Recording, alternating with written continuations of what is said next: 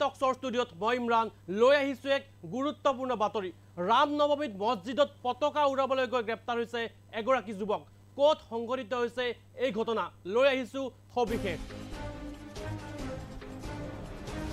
ৰাম নৱমীত মছজিদত গেৰুৱা পতাকা উৰাবলৈ গৈ গ্ৰেপ্তাৰ এগৰাকী যুৱক। দৰগাহ শ্বৰীফত পতাকা উৰাবলৈ গৈছিল যুৱকজনে। মনেন্দ্ৰ সিং নামৰ যুৱকজনক ইতিমধ্যে গ্ৰেপ্তাৰ কৰিছে আৰক্ষীয়ে। গাজিমিয়াৰ দৰগাহত উৰুৱাবলৈ গৈছিল পতাকা।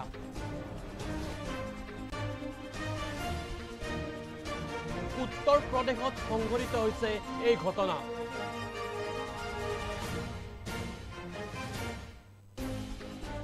উত্তৰ প্ৰদেশৰ প্ৰয়াগৰাজত সংঘটিত হৈছে এই ঘটনা। তাৰ পিছতে তিনি যুৱকৰ বিৰুদ্ধে ৰুজু কৰিছিল গোচৰ। ইতিমধ্যে মূল অভিযুক্ত মনেন্দ্ৰ সিঙক গ্ৰেপ্তাৰ কৰিছে আৰক্ষীয়ে। হিন্দু মুছলমানৰ মাজত সংঘাত লগাবলৈ কৰিছিল চেষ্টা।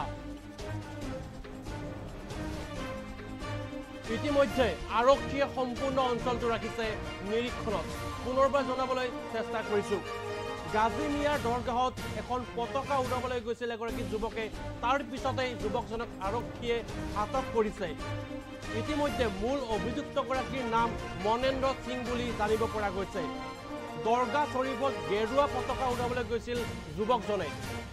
পুনৰবাৰ জনাইছোঁ, ৰাম নৱমীত মছজিদত গেৰুৱা পতাকা উৰুৱাবলৈ গৈ মনেন্দ্ৰ সিং নামৰ এজন যুৱক গ্ৰেপ্তাৰ হৈছে। তাৰে লগত আন তিনিজন যুৱকক ইতিমধ্যে তদন্ত অব্যাহত ৰাখিছে আৰক্ষীয়ে।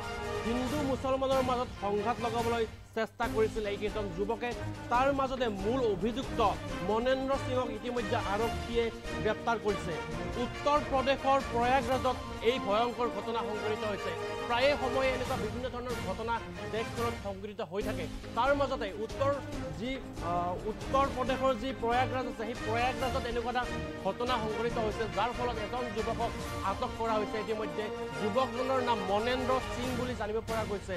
পুনৰবাৰ জনাইছোঁ, ইতিমধ্যে তিনিজন যুৱকৰ বিৰুদ্ধে গোচৰ ৰুজু কৰিছিল। তাৰ পিছতেই মনেন্দ্ৰ সিং নামৰ মূল অভিযুক্তগৰাকীক আৰক্ষীয়ে গ্ৰেপ্তাৰ কৰি সোধপোছ আৰম্ভ ৰাখিছে। পুনৰবাৰ জনাইছোঁ, গাজিমিয়াৰ দৰগাহত গেৰুৱা পতাকা উৰাবলৈ গৈছিল এই যুৱককেইজনে। তাৰ মাজতে মনেন্দ্ৰ সিং নামৰ যুৱকজন মূল অভিযুক্ত বুলি অভিহিত কৰিছে আৰক্ষী বিভাগে। পুনৰবাৰ জনাইছোঁ, আমাৰ হাতত দৃশ্যাংশ আহি পৰিছে, দৃশ্যাংশ দেখুৱাইছোঁ।